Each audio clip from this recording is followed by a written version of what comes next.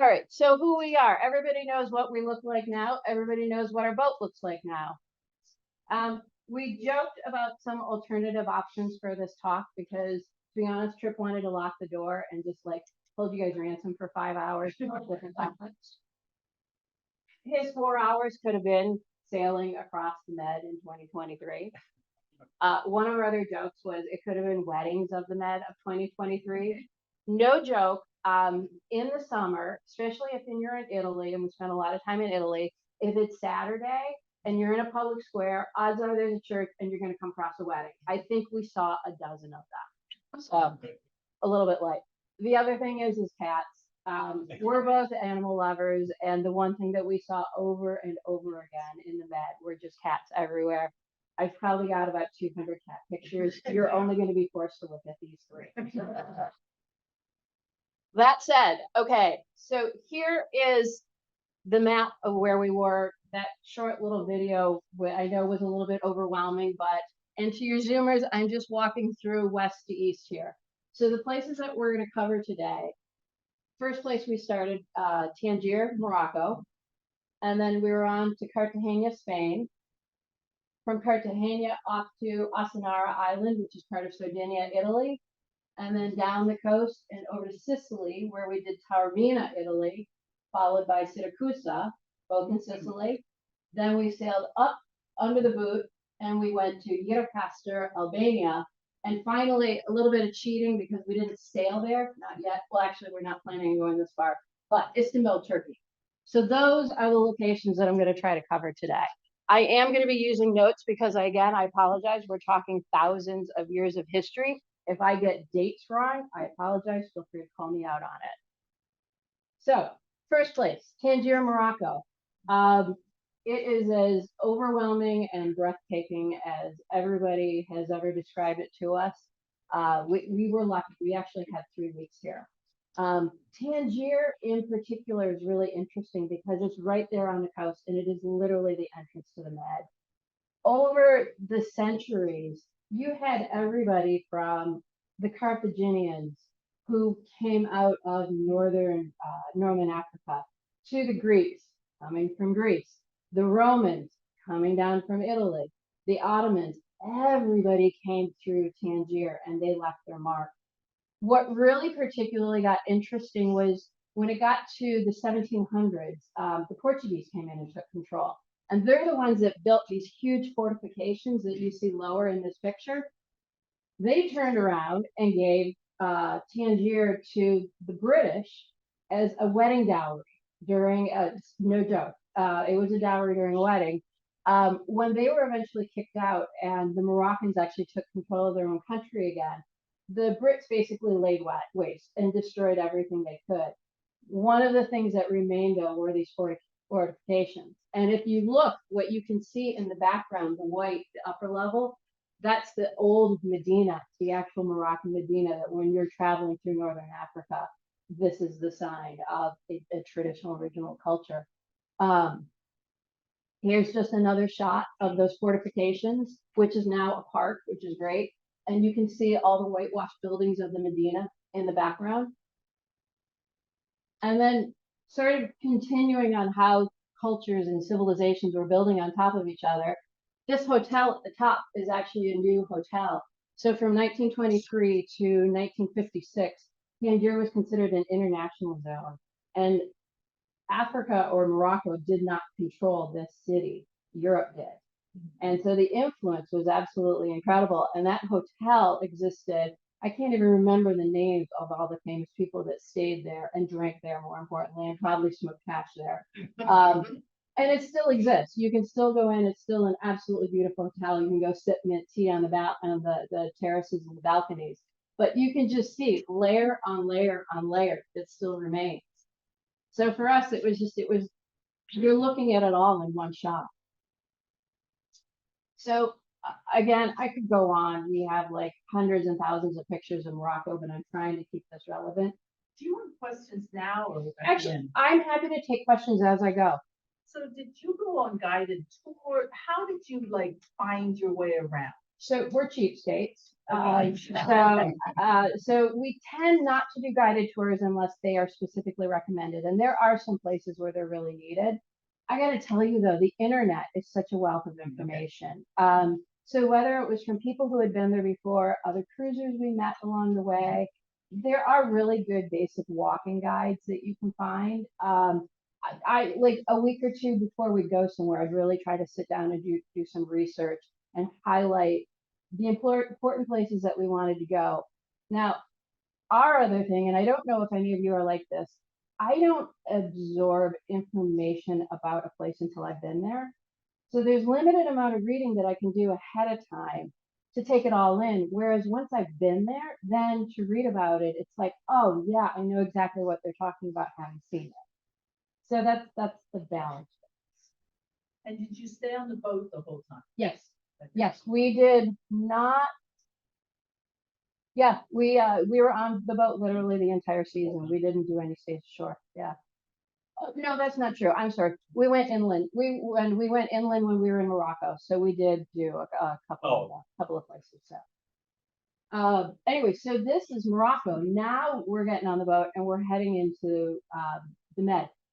I'm not going to focus on this one, but I just want to show you a compare and contrast.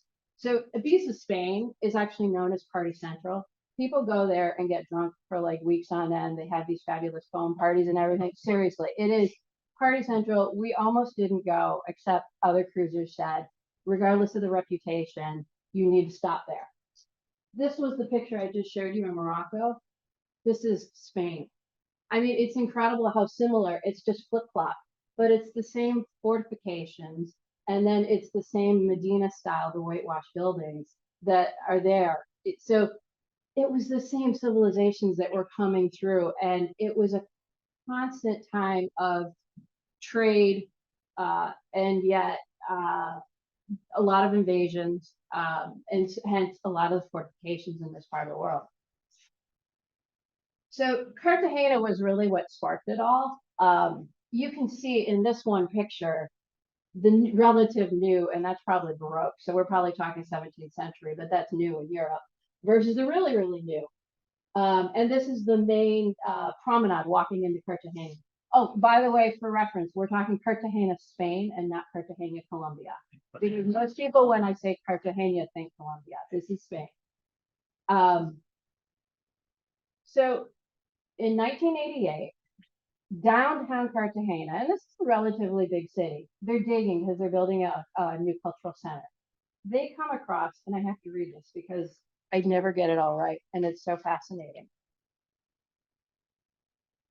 The city itself was founded in 227 BC. And again, you had the Carthaginians, you had the Romans, you had the Moors, you had everybody passing through. But in 1988, they discovered a Roman theater that had been built. Well, let me go backwards. They discovered in the first layer an old fisherman's village that had existed somewhere between like the 18th and 20th centuries. Underneath that, they found the remains of a 13th century cathedral. Underneath that, they found remnants of a commercial district from the 6th century AD. I'm not done. Underneath that, they found a Medina that the Carthaginians had basically built on top of a Roman theater that was originally built there sometime between the 5th and 1st centuries BC. So it was layers upon layers. And this was actually one of the, it's now a museum. It was turned into a museum in 2001 or so, or whatever. But it was so fun to see because what they did was the Greek theater was there, the Roman theater was there. And what they did was certain parts of it were well designed to be turned into the Medina. When I say Medina, this is where people live, experience their social lives, had their markets. So it was perfectly designed to be a mini fortification, live your life inside with all these alleyways and all these little buildings. And then on top of that, in this case, it was just excavated, not excavated, but literally just leveled out, and the cathedral built on top of that. But it was fascinating how they could keep reusing the same amount of space. Here's just another view of it. And then this is one of my favorite shots because it is literally downtown. So you see what they uncovered here. You see what they're still excavating here to the left. And on top of it all, you see downtown Cartagena. So I mean, they're living in the middle of this. Is there anything left of the cathedral or the Medina or any of those other levels, or did they just keep taking it out until they got down to the? If I remember correctly, and that's a really good question, I don't remember seeing much left of the cathedral, but what it was it was the building styles here as they dug down where they could identify and they could say this is evident of Rome of a Roman amphitheater. This is what's evident from the actual Medina and whatnot. So it's little bits here and there. It's not like you can walk in and see, well, this is where this part was and this is where this was. How do you know when to stop digging? That's actually a really good question. Whoops, sorry. Yes. I guess I'm going ahead to the next slide. You don't know when they decide. I mean, they get so far back. You know what I think some of it is they get so far back and they know at some point it was indigenous cultures where what they were building with didn't necessarily leave as many remnants from an archaeological perspective.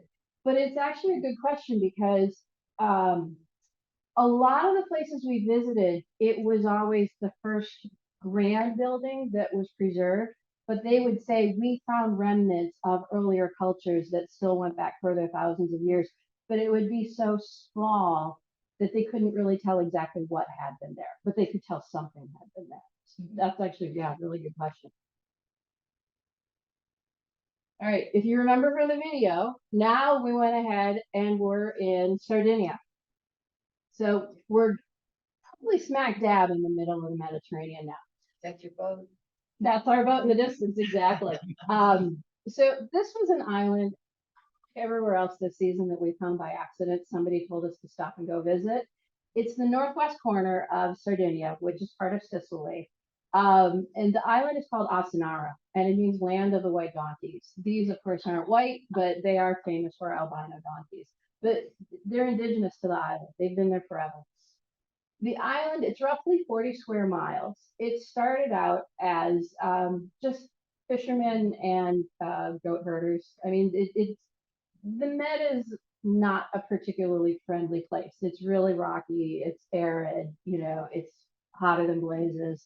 But what happened was, at some point in the late 1800s to early 1900s, they decided to turn it into a penal colony, but not just a penal colony, an agricultural penal colony. So Italians being Italians, they took the indigenous groups that were there and moved them 20 miles south to the mainland Sardinia. And then what they did was 40 square miles, this is the only town. So you had a little bit of a town here, and this is, for you Zoomers, this is the group of buildings that are closer to the water. And then as you go up, this next square rectangular building is actually where people who actually were working at the penal colony where they lived. At the very top up here, this last white building, this is the prison. And just below it is a maximum security prison that they built. That was it. I mean, this is now the interior of the museum, which has not, or sorry, the interior of the prison, which has now been turned into a museum. And there actually is a graveyard on the island too. Unfortunately, there were thousands and thousands of prisoners in the First World War, as well as the Ethiopian War that Italy had, that died on the island and were buried there. So they do still have that grave. They then put in a maximum security prison to house some of the guiltiest of the guilty of the mafioso. And in fact, in 1985, there were two famous prosecutors that actually stayed on the island in these quarters preparing for one of the biggest trials of the century to further imprison mafioso. Of course, there's Tripp posing in some of the fortifications. What was neat was they really took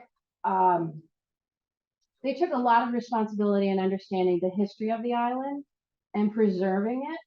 And particularly as members of the Historical Society and being sensitive to this, I just thought that this was a great quote that was actually written right there in the Memory Observatory. And that's the thing, they don't refer to themselves as a museum, they refer to themselves as a memory observatory, preserving the memories. So memory is a common good, and the park will take care of it because it's her official duty to protect the anthropological, archaeological, historical, and architectural values and promotion of culture and education for sustainability. I thought it was beautiful, especially in light of what our own responsibilities are as a historical society. The other quote that I really liked here was about this island's free space and the sea that encloses it, in contrast with the tourist imagination who know Asanara as a restriction place. You'd walk around this island and it was so stunningly beautiful. And a lot of people actually had the question of, why would you take something so beautiful and turn it into a prison? What did it mean to be a prison? And was it the idea that people woke up and they saw the sea and they saw the blue sky, but they had no contact whatsoever with their family? So what is your concept of a prison? It was a very, very thoughtful place to be, and it generated a lot of conversation. The other thing that was really, really interesting about this island, I said it first turned into an agricultural penal colony, not just a penal colony.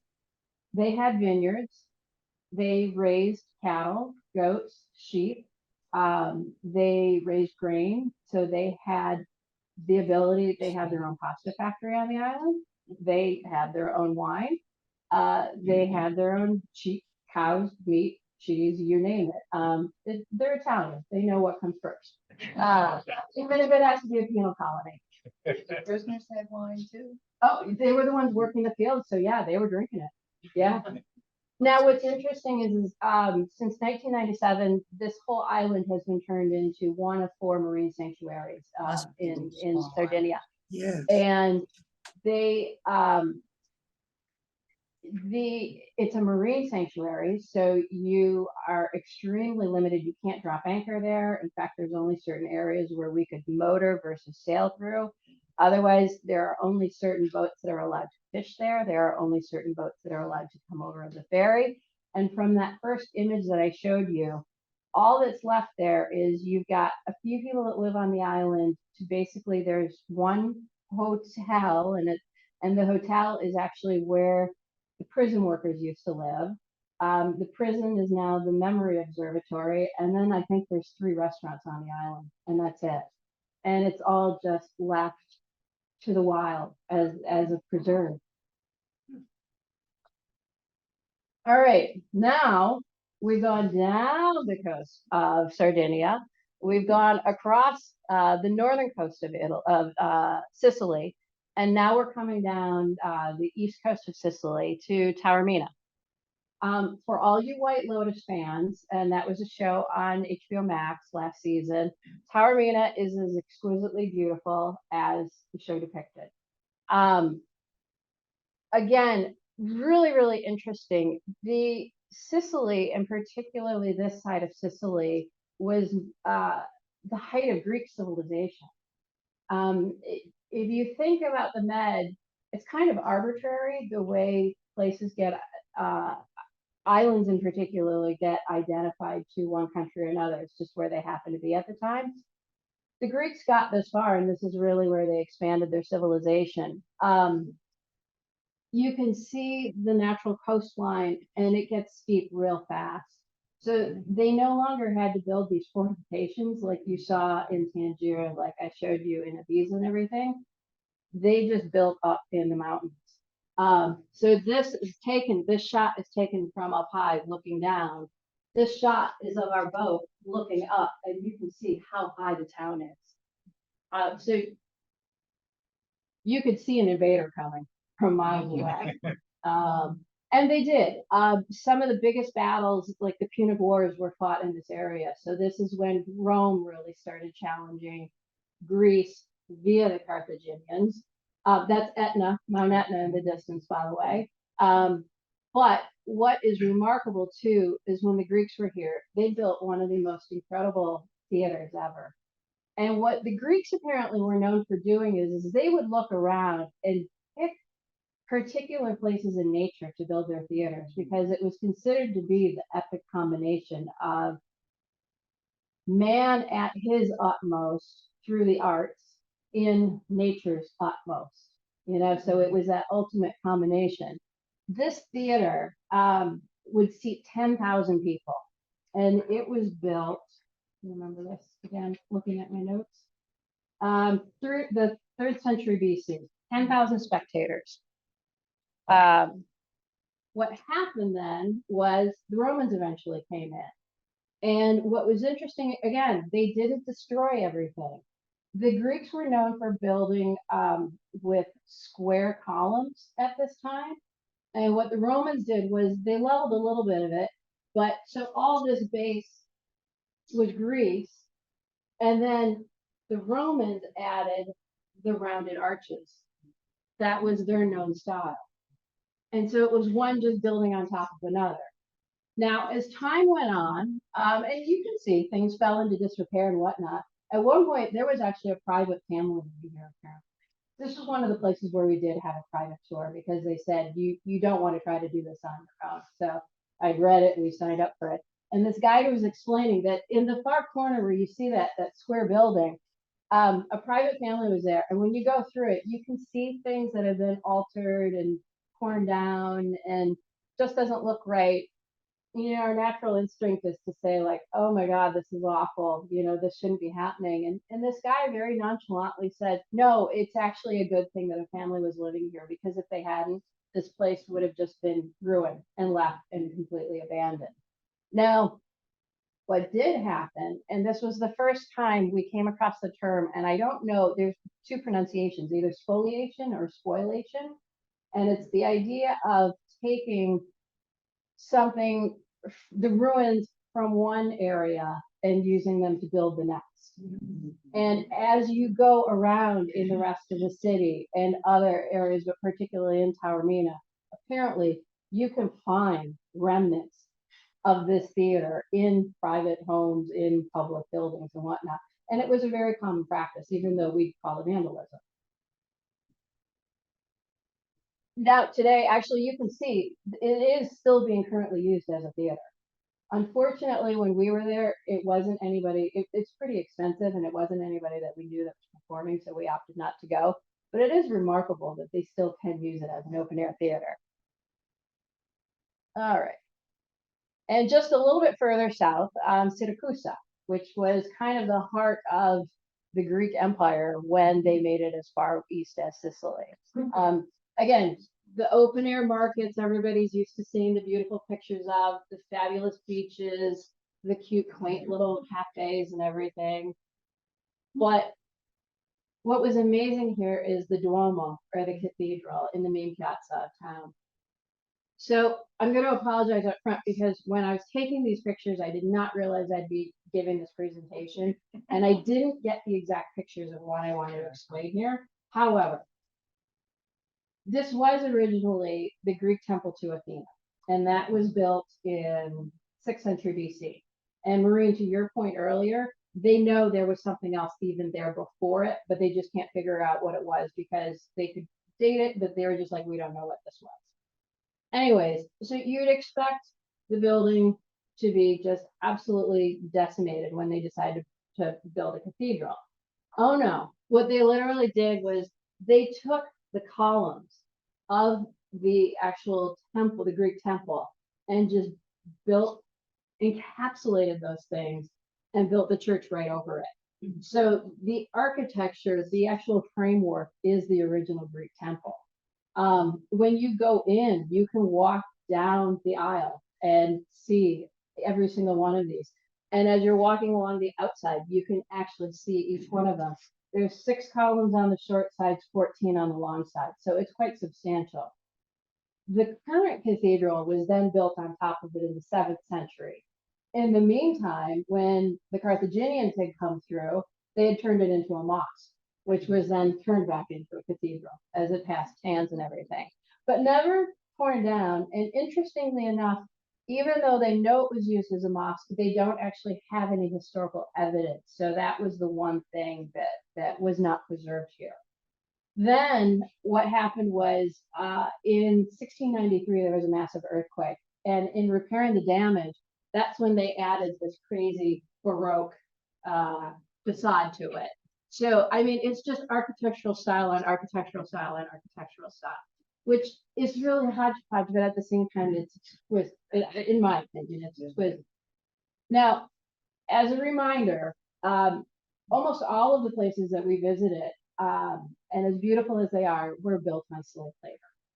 You did not want to be the loser in a war. This location actually is this is a quarry, and you can see how precisely the rock was cut out. And basically, whoever lost the war was turned into slaves. This was an area that was about 5 miles northwest outside of town, where there are other theaters, amphitheaters, whatnot, and everything. But this is where the slaves were imprisoned. They are the ones that mined these quarries, and all that material was then brought into the city to build the different variations of the Duomo. It it was a real eye-opening reminder that slavery was responsible for building some of the most beautiful aspects that we were viewing. And here's just another shot of it. I mean, it's a remarkable building. It's absolutely remarkable. Yet one of the fabulous wedding dress pictures were taken on those front steps. And selfishly, I have to admit, like, total side note, but I mean, we would wander into these piazzas and sit down and have like a drink or lunch or something. And again, if it was Saturday, you'd see the bride and groom and the whole wedding party come along, and it was like, oh, I guess we're staying for another drink because I want to see all this. Now, this was after leaving Italy. We sailed across the bottom of the boot into the Adriatic Sea and into Albania. Albania is a really, really fascinating country, particularly because it was isolated and cut off from the rest of the world for so long. This is one of the few places that we saw when we went further inland. It's not on the coast, and the town is called Gjirokastër, and it's about an hour and a half. I can't actually tell you what it is mileage because that could have been 5 miles based on the way the roads are in this country. But we're getting into like Game of Thrones territory here. This fortress was built in the 12th century in a village. So the village is in a valley, but the village is built a half an hour walk up. This fortress is on top of the village. So, I mean, you could see and defend yourself for miles and miles and miles. Just for a little bit of perspective, and I confess, obviously we don't have a drone, so I didn't take this picture. It took us an hour and a half to walk the perimeter. So just to give you an idea of just how big this place is. It was built just as your basic fortress by the Byzantines. By the way, the Byzantines were, as I understand, the Roman Empire, but the later Roman empires that was continuing to move east. And then what happened was, it was built in the 12th century by the Byzantines. It was then fortified and really turned into a prison by Ali Pasha, who was one of the most famous Turks of the Ottoman Empire that came through in 1812.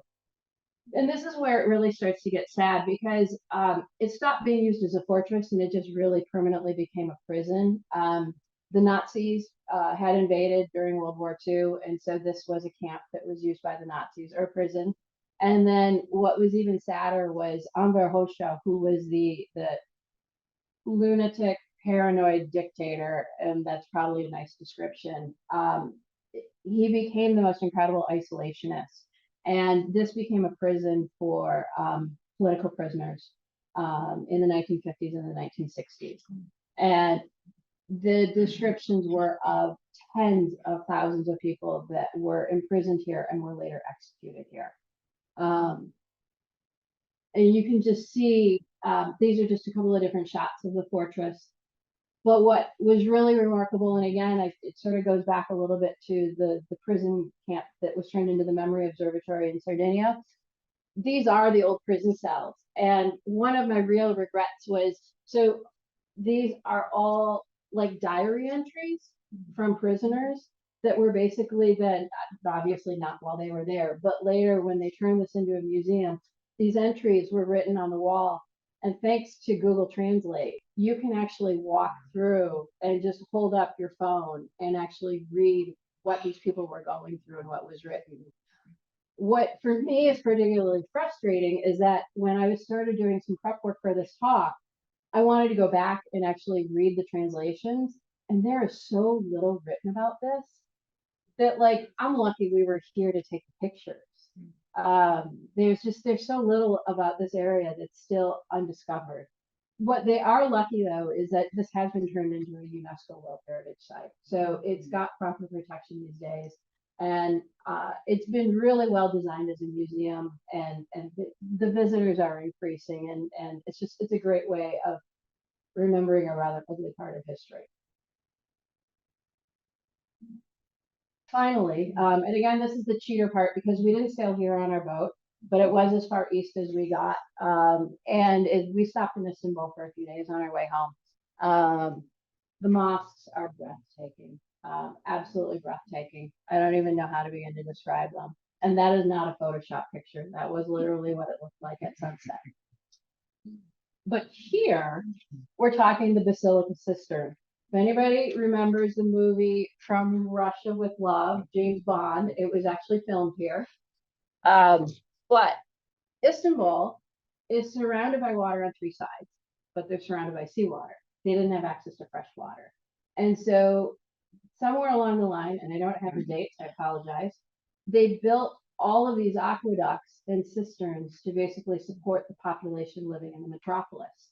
So this cistern is basically the size of a cathedral under one of the main squares in town. It holds, or it did at the time, up to 2.8 million cubic feet of water. Now, what brings us back to the recycling of civilization here are all of these marble columns. There's 336 columns, just for perspective. Each one is 30 feet high, and they're in a grid of 12 by 28. They're mostly Ionic and Corinthian style with a few Doric columns thrown in. And what it was, again, this idea of spoliation or spoliation, however you pronounce it, because we're talking the Roman Empire, they basically went out and just grabbed leftover columns from other parts of the empire. None of these columns were carved new. And you'd walk through, and I'm not a specialist in architecture, so I can't, well, that's where I need Tripp because he's the one that can look at it and say, oh yeah, that's Corinthian versus Doric. But the tops of all of these columns were all completely different because they literally just pulled them from all these other sites and threw them in there. And you can see, this was kind of fun. So over to the right, that's just a really cool shot of perspective of all the columns. In the middle here, I never knew this, but so obviously this is Medusa. The idea is that she was put on the side, and there was another one where it was upside down because that was how you stripped her of her powers. And so she no longer has the ability to turn you into stone, and you can safely look at her. Others were saying it was sort of an FU. Yeah. We're going to place it that way. I don't know what's true, but it was interesting. This column is this is a one of a kind, and it was called the Serpent's Tears, I believe. And the idea was now this is where I don't know how true this would be, because the attitude towards slavery, and remember, this was all built by slaves. Supposedly, the tears are supposed to represent the slaves that built this. I find that a little bit hard to believe just because usually civilizations that were using slaves didn't really care enough about the slaves to represent them, especially in their artwork in any way. I have no idea if it's true or not, but that's how it's described. And that's it. That was our 2023 season. Yeah. So, any questions? So remember, you got to do 2024. Yeah. Oh, yeah. So 20, and just so you know, so the boat is actually still in Montenegro. We flew home for the winter. No, I mean you're going to do a presentation. Fair enough, but so 2024, the season tentatively right now, because it changes every week. Absolutely. What we're planning on doing is boats in Montenegro. We're gonna go north for a little bit to Croatia, not too long because it's gotten really expensive, just because it's gotten so popular. A little bit further north to Venice, which we have on recommendation from other friends, is a great place to visit as a cruising boat. Then we're gonna come back south again. We're gonna hit parts of Albania that we didn't have time to visit on the way up, because there's still a lot more of the country we want to explore. We're gonna continue further south and try to do some of Greece. If geopolitically it stays safe, we'd like to get into Turkey, but we know we need to stay a little bit flexible on that. And then we need to decide what we're gonna do for winter next year. So that's the precursor to the topics that we'll be covering next year. That was great. So this is our season. Yeah, Sarah. Chris, following the Mediterranean, what would you fathom doing? Do you have a future sense of where you go after this? You repeat the question. Yeah, sorry. So what are we doing in the Med after this? You mean after just the Med? Med. After the Med. Oh, after the Med, the idea, so we keep changing our minds on this, but do you wanna, Sure. Okay. my partner in crime? This is not a prop, by the way. I had cataract surgery, so I'm trying to For the Zoomers, Trip's wearing an iPad. save you guys. The pirate. Yeah. Then again, so on your question, and actually your question too, we do. The idea is right now, and our plans seem to change like every few days. As I've always said, sailing itineraries are written in the sand at the water's edge at low tide. And that seems to be the case. As Nicole has already said, a lot of times we find out some place or some islands we never even heard about before that were highly recommended by other cruisers. And so we say, shoot, okay, well, so, and that's the way. The long-term plan, as it were, is to, spend all this season. We don't know where we're gonna end up. We're gonna winter, but it'll be still in the Med someplace. But then the following year, we'd start moving more west. We'd like to go back to Morocco again.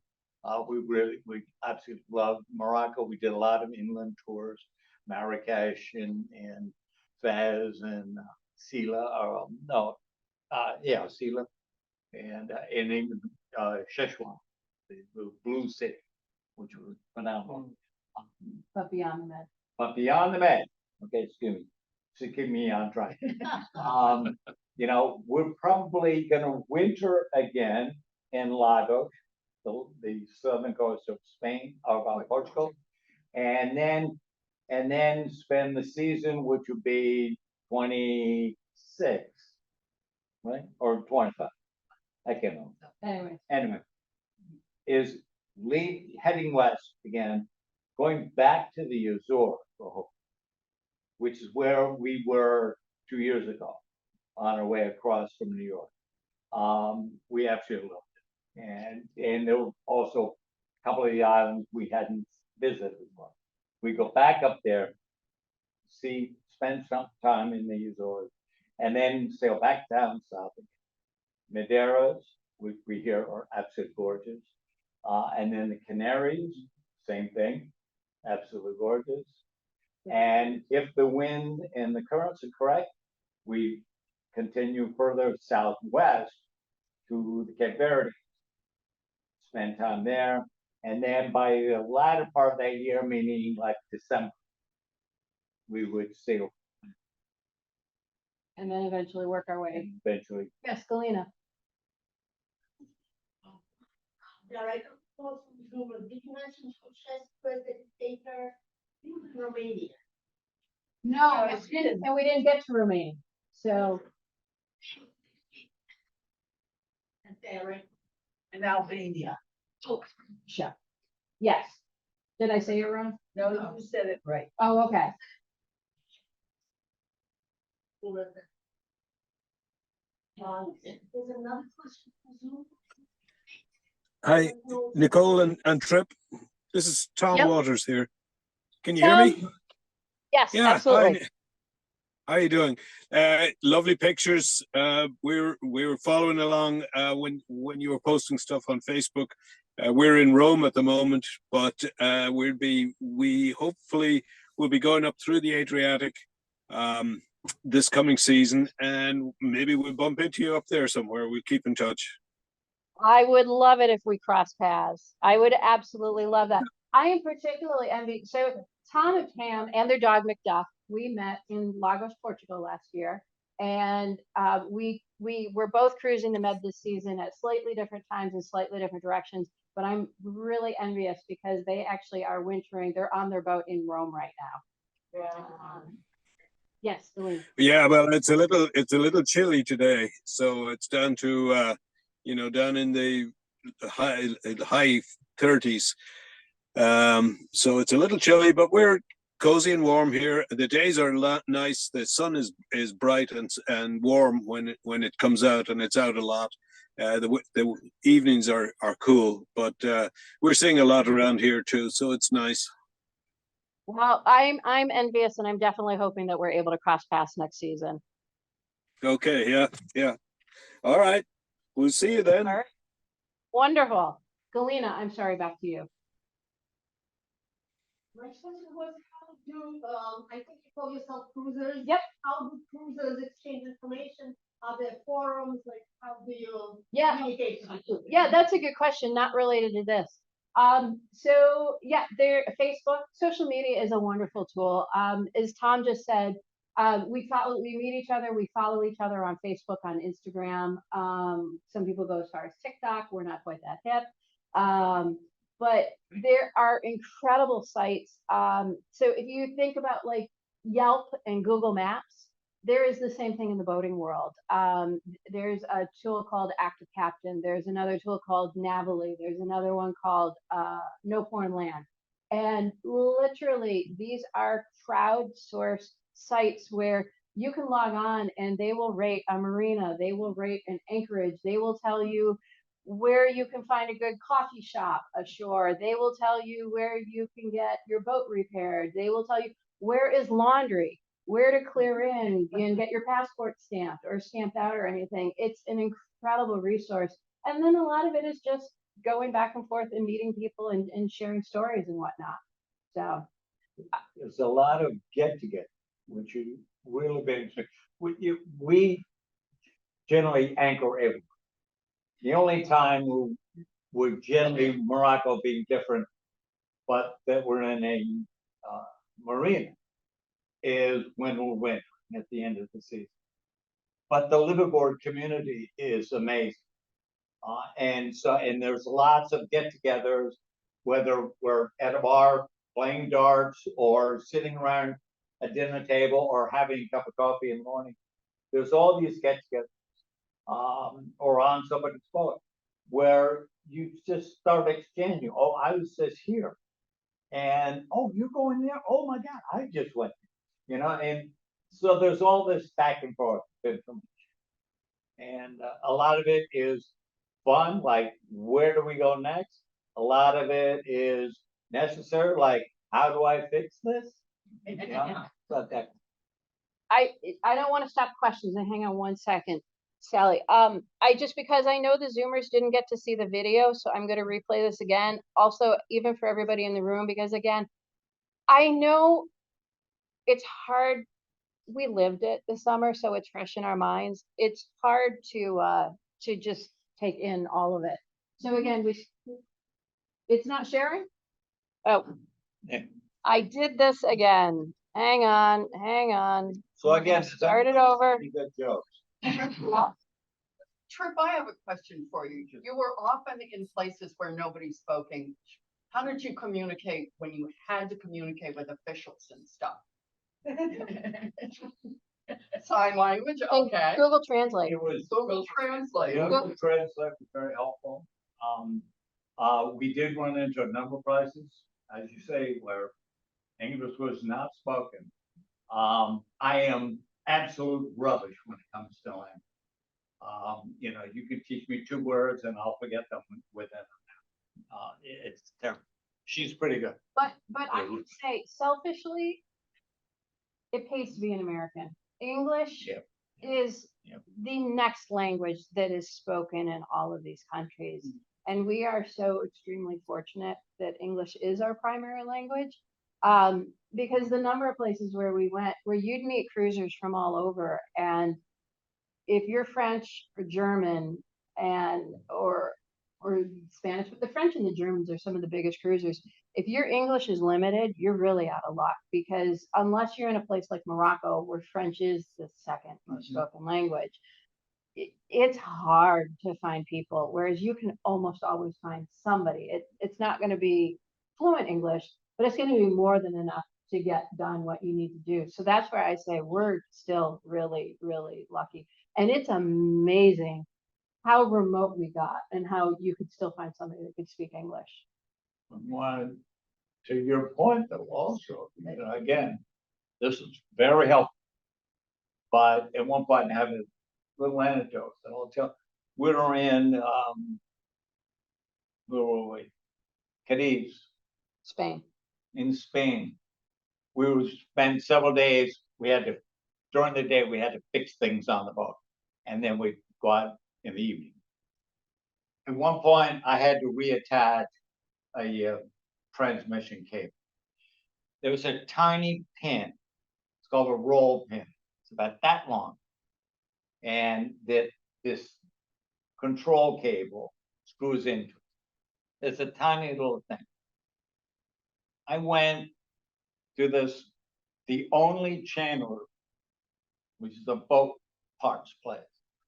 And it was a tiny little shack. You walked in, it was just boxes on top of boxes in this little tiny shed, like up on these shelves. And there were two women who worked in there. None of them spoke any English. I know cerveza and paño and much, and that's about it. Did me no good trying to explain this little thing that I needed. So I sat at this table. They were just hovering over me. I'm drawing pictures. I'm doing pantomime. I'm acting it out. I had no idea, you know. And all of a sudden, one of the women said, "Yeah." And she goes back, goes through all these dusty cardboard boxes, pulls out this box, dumps out on the table about 40 different kinds of roll pins. I went through them all. They're all different. I went through them all. I found one. It was exactly what I was looking for. When you're desperate. I know, I haven't forgotten. So Galena, is this sharing properly? All right, I'm gonna do this video, and then Sally, and I know we've got a couple more questions here. So again, started in Portugal. That's Cadiz where he was just talking. Morocco, now into the Med, up to Cartagena, to Spain, across the Balearics, Spanish island, and then across again, now into the heart of the Med. So Sardinia, that's Corsica, that was just north, we did not get to. Down Sardinia, further across the northern coast of Sicily, through the Straits of Messina, that's Italy right there, the mainland, under the boot of the mainland of Italy, up into the Adriatic. So now we're in Albania, and then stop in Montenegro. Croatia is just north of Montenegro for a little bit more perspective. So I'm going to leave that up. All right. Sorry, Sally. I'm a foodie and I travel to eat. Tell me, just anything you remember that was fun, and I'll sit here and salivate. That could have been it's that I joked. I was like, I could have had another panel of just saying eating and drinking through the Med. The one thing, and it's funny that you asked, one, it's almost impossible to get chicken in the islands of Italy, which is kind of wild. But Sardinia, nobody goes to Sardinia. I don't know particularly why, but it's just not a place that people visit. And two of the most incredible things that we discovered there, Mirto, which is their after dinner drink. It's a liqueur that's made from myrtle. And Oh. it's anywhere from highly refined, you can buy it in beautiful bottles for $60, $70, or you can make it as hooch at home. And their national pasta dish, and when I say national, I mean just for Sardinia, is a pasta dish called culurgiones. And it's like, it's kind of like a ravioli. So it's a stuffed pasta, but it's stuffed with potato and mint, Oh, which is not a logical combination. And it was one of the tastiest things that we ate over and over again. does it have a sauce? Yeah, what was that sauce? You could either do just a basic olive oil or a tomato sauce, which again, I would not think would go well with mint. So, yeah, oh yeah, that could have been its own presentation. I know we've got more questions. What did you do to get internet service in all these remote locations so you could use your Google Translate, for example, in that prison? Local SIM cards. So, well, twofold. We subscribe to Google Fi, which uses the T-Mobile backbone, and it does work internationally really well. However, it would rack up sizable charges after a while. So what we'd usually do is we get local SIM cards, which are phenomenally expensive in Europe. We were getting for 20 euros, $25, 100 gig for a month in Spain. Right now, where we are in Montenegro, it's 20 euros and we have a terabyte of data, which I mean, we could stream every single night and not go through that data. So that usually what we would do is you'd get to a port, and as soon as you cleared in, you'd be looking for a SIM card right away. That's what we did. Anything else? Why not more of Italy? Were you deliberately avoiding Italy or I will tell you, yeah, so, and I don't, we cruise on a budget. We have a relatively small boat as cruisers go these days. We anchor everywhere we go. We avoid marinas. When we were going into the Med, I was warned that it was going to be too hot, too expensive, and too crowded. And I sort of looked at Trip and I said, I don't know if I want to do this. Too hot, you have to acclimate to. When you're at anchor, you've always got a breeze blowing, and most of the time it makes it bearable. You also learn to do what the Mediterraneans do. In July and August, when it's ghastly hot, you lay down and you take a nap, or you just rest between the hours of noon and 4. You don't do anything because it's not particularly safe. We learned from talking to other people through using these websites, social media, where to go at what times so that it's not crowded. And then we avoided, to your question, we avoided what we would consider the most expensive parts of the Med. So we didn't do the mainland coast of Spain, France, Italy. And it's not to say that you can't do those on the cheap, but hearing about these other islands, it just sounded so incredible. And knowing that we had limited time, we decided to go, and it wound up being a much more affordable way of doing it. That was kind of what, but the mainland is, I mean, there was one night we were at anchor in Italy, and a friend of ours was texting us, and he was on a boat on a mooring in Positano, Italy, in the Amalfi Coast, and that mooring cost $150 for the night. And I was like, wow, we got $150 in our pocket because we're at anchor about 100 miles away from them. But we weren't on the Amalfi Coast, and we know that's where everybody wants to go. So that was the trade-off. Yeah, yeah. But there are definitely parts we'd love to see. We just don't know if we're going to go there. Did you run into any bad weather on the Yeah. sea? Yeah. This wasn't as extreme as last year, but I wish I had a picture to put up. I mean, we had high seas, we had high winds. Most of it we had more at anchor rather than when we were sailing. We had one night in Montenegro where you could watch lightning storms coming just right over the mountains, and we got hit by 55 knots. And it was 3 successive storms that were each about half an hour long. That in the first storm, we dragged anchor. All of the boats dropped anchor, but luckily we all re-anchored in the same distance from each other safely. The next storm hit us from another direction. So you're trying to just balance and stay safe. Yeah, it's crazy weather over there. But you learn to time your travel with it. So like, for example, the Mistral, which blows down, these are winds that come from the northwest of France. and they blow down and they hit Sardinia. We were stuck in Sardinia at anchor for not at anchor, sorry, on a mooring for 4 days because it was blowing so hard. And then with us wanting to go further east, we knew the seas were going to be so big.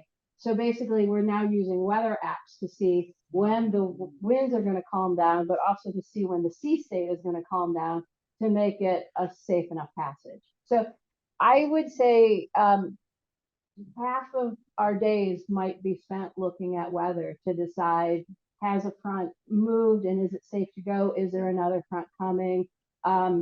Are we in a spot that's safe enough to be at anchor? Are we exposed? You know, do we need to stay on the move? Do we need to stay put? You name it. That's a big part of cruising, is just constantly monitoring weather and where you are and where you want to go and sorting it all out. So that's a really, really good question. Nothing to do with history, but that's our life. When we're sailing in the Med too, I mean, studying the Med before we ever went was there are named winds throughout the Med, because much of the Med, you know, is mountains. And it's like where we are right now in Montenegro, it's a bowl we're anchored.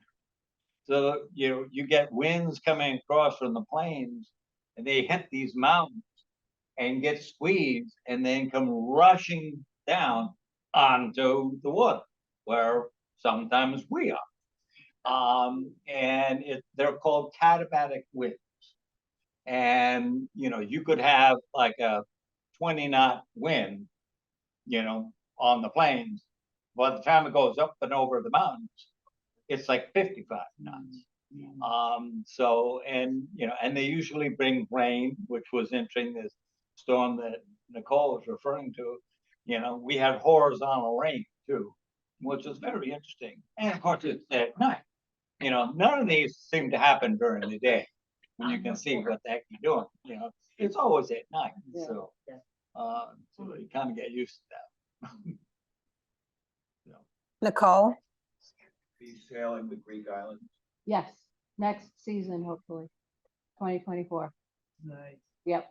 So the Greek islands, the problem is it brings up the same problem that I talked about going into the Med. Crowded, hot, windy, expensive, and everything. So what we're doing right now is we're sussing out, and again, from talking to other cruisers, where are the places we can go to enjoy it, not feel crowded, not feel rushed, what have you. So yeah. Did we have a Zoom question? Hi, Nicole, it's just Gloria Jordan. How are you? Hey, Gloria. Great presentation. I was curious as to whether or not, and thanks, Trip, you too. Are you making your notes and your pictures available? I'd like to do a little bit further research on some of this stuff. Fascinating. Sure. So the library is actually recording the presentation, and that's going to be available on the library's website, which we'll share. And then I'm more than happy to share the presentation as is. So we'll figure that out, but absolutely we'll, my notes are a little bit messy, but I'm also happy to share those privately. That's fine. But yes, we'll figure that out and we'll communicate that afterwards. Galena, is there anything you want to add to that? Another question. Oh. To see the desperate crossing of refugees and migrants. Did you encounter any of this? So we didn't in person, but okay, thank you. So the question was about the Med being it's desperate immigrants that are crossing right now. It's something that we were pretty much constantly aware of. Couple of stories. When we left Portugal and we were heading south, as we were approaching Cadiz, which is not even in the Med, but on the Atlantic side, we literally heard a fishing boat calling out on the VHF radio saying, please don't shoot, please don't shoot, please put down your guns, we are a fishing boat. What we heard later on the radio was that it was not a fishing boat and it was immigrants that were trying to come into Spain. It is unusual for them to be coming from Morocco these days. Instead, where everybody's coming from is Tunisia, Libya. They're coming basically from Syria, Ethiopia, much further into the Med. When we were closer, more like in the area of Sicily, you'd hear a lot more traffic on the radio, and it was usually the Libyan Coast Guard that would be calling out to these boats. And then as soon as the Libyans are identifying themselves, the boats aren't responding anymore because the Libyans are basically just paid to wrestle these guys up, bring them back, and throw them in prison. Lampedusa, which is the southernmost island in Sicily, has been flooded, absolutely flooded. And it's criminal, the conditions that these people are being taken out. They're being taken out in boats that are designed to sink. They're not given enough fuel and they're left to sink because they know that NGOs, non-governmental organizations from these other countries they're obligated to come out and do something. But they're being sent out in conditions where you can't safely go out. These crazy storms that Tripp was talking about, those are the conditions they're being sent out on. The number of people, the boats that sank, the boats that were destroyed, the people that died, it's absolutely criminal.